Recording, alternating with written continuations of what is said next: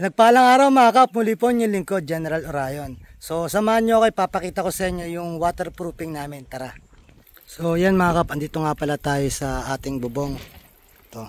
So yung may kita nyo puti dito, ayan ang waterproofing namin. So may ginawa kong isang bago o makabagong waterproofing. Ito yung isang ito isa no. Ibig ko sabihin, ito yung isang klaseng dinidikit, kaso kung makikita nyo yung nagiging problema. Yan. Para siyang lumulutong.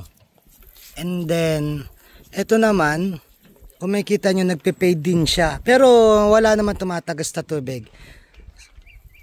Ngayon naman, ito yung papakita ko sa inyong ginagawa namin na pag-waterproof.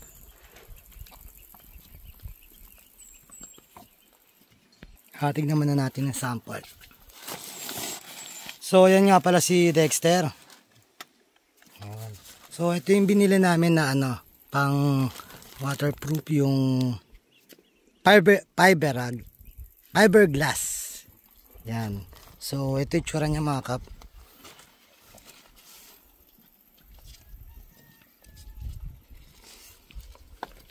So, ayan ang naglalagay sa atin, si Mar.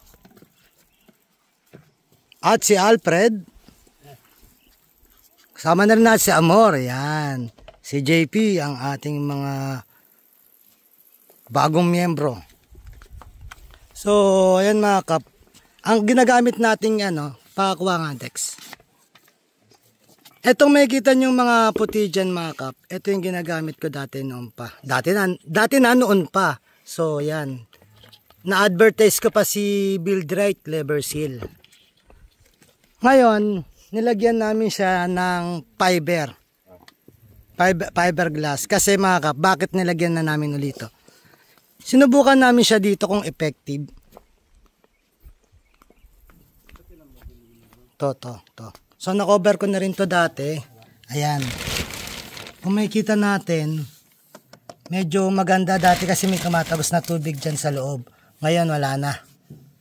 So, kung ngayon ang gagawin natin ng buo to na ipapiber natin, nakikita natin yung isang resulta.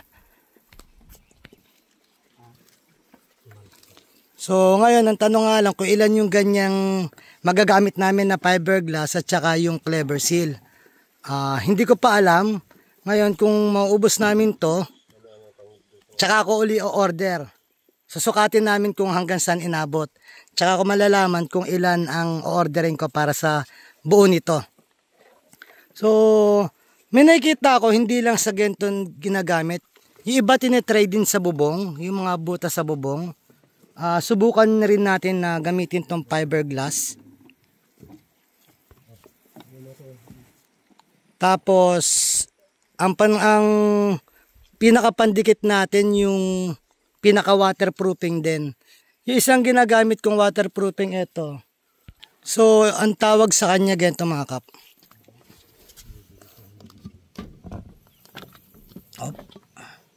Ayun o. Paano ba pronunciation dyan? Polyurethane? Polyurethane? Bahala na kayo. Water base. Yan. So, marami kasi mga brand nun. Pero, ayun ang nasubukan ko yung Clever Seal. Pero bala na kayo. Basta yun yung type ng waterproofing. Pwede nyo magamit. Pero sa tingin ko may papatanggal ako. Sige. Papatanggal ko sana yung kulay blue na yon. Pero sige, subukan na rin natin na may ganyan. Ano ibig sabihin kulay blue doon? Ito yung mga kap. Ito. Anong nangyayari? Ayan, lumulutong. Sa tagal. Kaya kapag ayan, ang nilagay mo sa yero mo, expected mo, sa tingin ko, last 2 years ko nilagay ito, expected mo 2 years, 3 years lang ang lifespan niya. So, ito, makikita naman natin kung gaano katagal ang itatagal nito.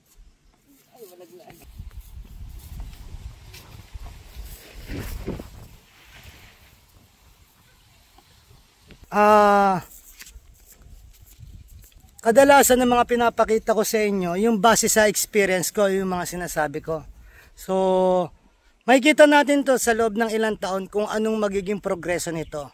Kung mas maganda ba siya doon sa tape Mas maganda ba siya dun sa waterproofing lang or 'di ba? Matututo tayo doon sa magiging experience natin. Alam naman natin na ngayon lang dumungaw yung araw, nakaraan mga ilang linggo tayong medyo binabagyo at inuulan. So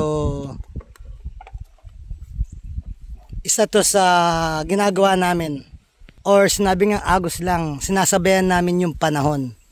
Hindi kami nagiging against sa kanila. Ibig sabihin, kapag umulan, doon naman kami pupunta at magtatanim naman kami ng mga puno-puno.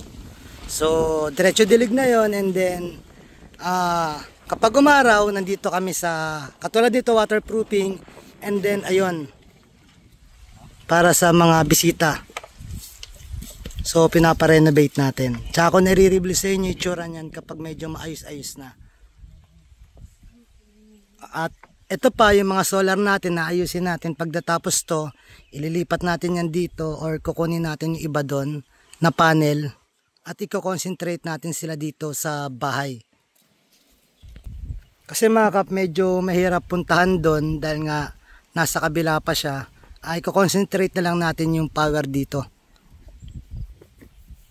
Ayun nga lang, ang kinagastos nga lang nito, kumbaga parang kailangan lagyan pa muna nila ng clever seal para maidikit nila yung fiberglass.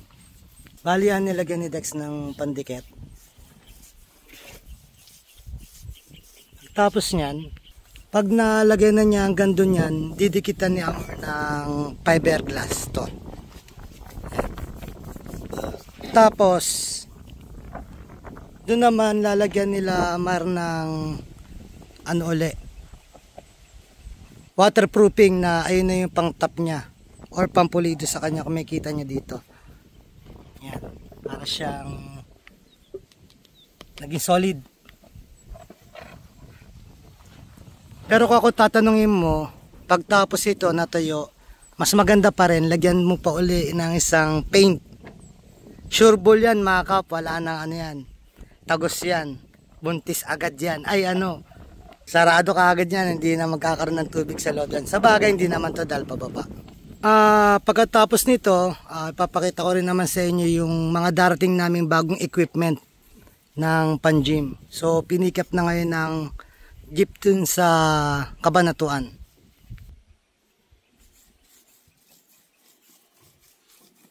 So mga kap, may pinakuha tayong isang klase ng pantapal dyan. So check na rin natin.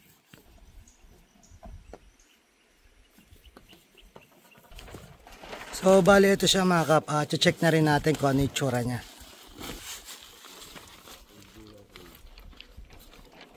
So bakit nga pala mga kap na iba to at iba yon? Bali matry natin lahat kung ano yung pinaka aakma sa kanila. So nagtry tayo ng ganong klase.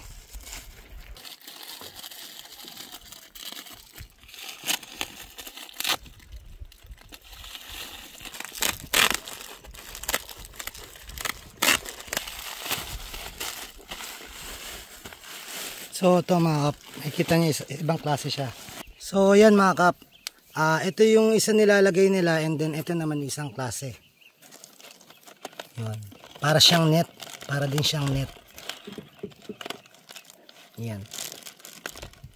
So parang mas fine to kesa dito. Ayun ang pagka. Susubukan pa rin natin yan. Parehas. Pero nakikita ko parang mas fine to eh. Sa Shopee ko nga pala sila nabili. Sa online. Kung anong mas okay sa kanilang dalawa, ayun ang orderin, i-repeat order natin. So yan mga kap, i-update ko na lang kayo pagka ano magiging resulta nito at pag natapos namin to. Muli po ang inyong lingkod, General Orion. At taos puso po nagpapasalamat sa inyo na walang sawang panonood sa aming mga video. Sana po gabayan kayo ng Panginoon sa po ng inyong mga pamilya. Na sana mingita ng gabay sa Kanya, sa isip, sa salita at gawa, upang magampanan natin tungkulin natin dito sa mundong ibabaw na naayon sa Kanyang mga kagusto at kahilingan. Muli po, maraming salamat. God bless.